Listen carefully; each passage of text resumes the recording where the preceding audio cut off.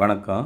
இது சென்னை மந்தவெளி பக்கத்தில் நம்ம போட்டு கொடுத்துருக்குற ஒரு 3 கிலோவாட்டு ஆன் கிரிட் சிஸ்டம்.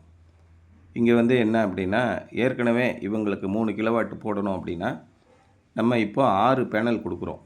இந்த 6 பேனலில் ஒவ்வொரு பேனலும் 550 வாட்ஸ். அப்போ 3300 வாட்ஸ் நமக்கு இதிலேருந்து கிடைக்கும். டோட்டலாக ஒரு வீட்டுக்கு சோலார் பேனல் போடணும் அப்படின்னா, ஏற்கனவே அந்த வீட்டில் சாங்ஷன்டு லோடுன்னு ஒன்று இருக்கும். ஒரு வீட்டுக்கு அனுமதிக்கப்பட்ட மின் சுமை அப்படின்னு சொல்லுவாங்க.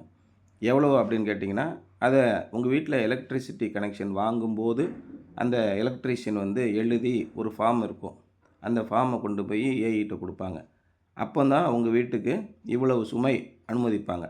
உதாரணமாக இந்த வீட்டுக்கு 2 கிலோவாட்டு தான் சாங்ஷன்டு லோடு இருந்துச்சு.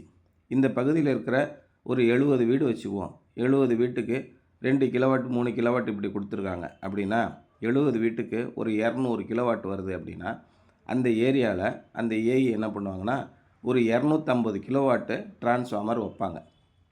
இதுக்கு தான் இந்த சாங்ஷன்டு லோடு ரொம்ப ரொம்ப முக்கியம். நீங்கள் 2 கிலோவாட்டுன்னு வாங்கிட்டு 10 ஏசி போட்டு யூஸ் பண்ணிங்கன்னா அந்த டிரான்ஸ்ஃபார்மர் பத்தாது. அப்போ என்ன பண்ணுவாங்க, 2 கிலோவாட் வாங்கிட்டு 10 கிலோவாட்டை நீங்கள் யூஸ் பண்ணுறீங்க. பக்கத்து வீட்லேயும் 2 கிலோவாட் வாங்கிட்டு 5 கிலோவாட் யூஸ் பண்ணுறீங்க. தாறுமாறாக போய்கிட்டு இருந்துச்சுன்னா 250 கிலோவாட் போடும்போது லோ வோல்டேஜ் வந்துக்கிட்டே இருக்கும். அப்போ ஒழுங்கான மின் சப்ளை உங்களுக்கு செய்ய முடியாது. அதுக்காக தான் இங்கே சாங்ஷன்டு லோடு எவ்வளோ இருக்குது அப்படின்னு பார்க்கணும்.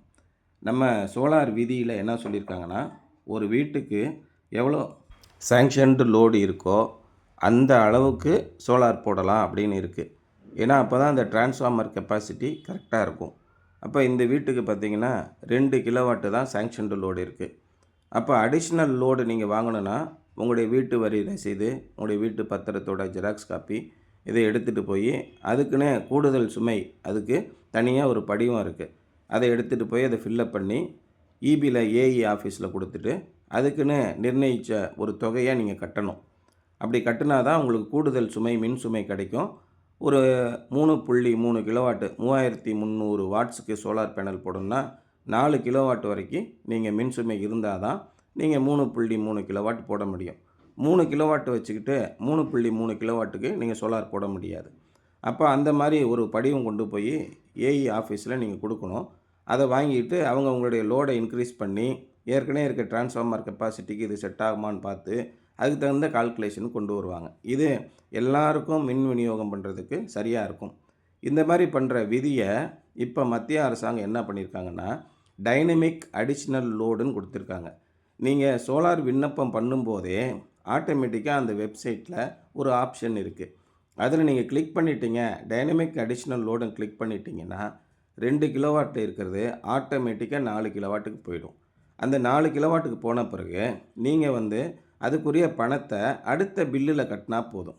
இதுக்குரிய ஃபார்மை மட்டும் கொண்டு போய் எனக்கு அடிஷ்னல் லோடு வேணும் அப்படின்னு வீட்டு வரி ரசீது பத்திரத்தை கொண்டு போய் ஏஇட்ட கொடுத்துட்டிங்கன்னா அவங்க எந்தவித கட்டணமும் வாங்காமல் அவங்க இன்க்ரீஸ் பண்ணி கொடுத்துருவாங்க. இதுதான் டைனமிக் அடிஷ்னல் லோடுன்னு பேர்.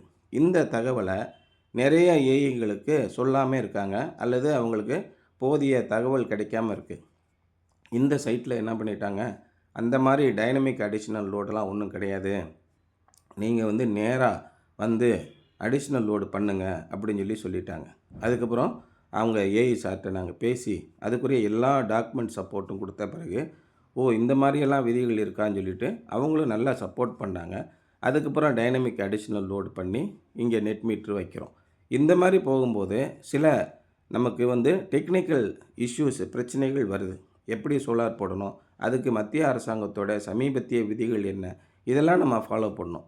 இதுக்கெல்லாம் நீங்கள் எதுக்கும் கவலைப்பட வேண்டியதில்லை. நாங்களே எல்லாத்தையும் ஃபாலோ பண்ணுறோம். என்னென்ன பிரச்சனைகள் வருது, நடைமுறை சிக்கல்கள்னு சொல்லுவோம். ஒரு வீட்டுக்கு சாங்ஷன்டு லோடு இன்க்ரீஸ் ஆகும்போது, ஒரு வீட்டுக்கு சப்சிடி வாங்கும்போது, பேங்க் லோன் அப்ளை பண்ணும்போது என்னென்ன பிரச்சனைகள்லாம் வருதோ எல்லா பிரச்சனையும் நாங்கள் தீர்த்து கொடுக்குறோம். அப்ளிகேஷன் ப்ராசஸ் பண்ணுறதுலேருந்து ஃபைனலாக சப்சிடி உங்கள் வீட்டுக்கு வாங்கி கொடுக்குற வரைக்கும் எல்லா வேலைகளையும் நாங்கள் தொடர்ச்சியாக பண்ணிக்கிட்டு இருக்கோம். இதுக்கு தான் நாங்கள் சாம்சங் சோலார் நிறுவனத்தில் எங்களை அப்ரோச் பண்ணும்போதே உங்களுடைய இபி சர்வீஸ் கனெக்ஷன் நம்பரை வாங்கி அதில் ஃபீஸிபிலிட்டி செக் பண்ணிவிட்டு அடுத்து தான் ஒவ்வொரு ஸ்டெப்புக்கும் நாங்கள் போகிறோம்.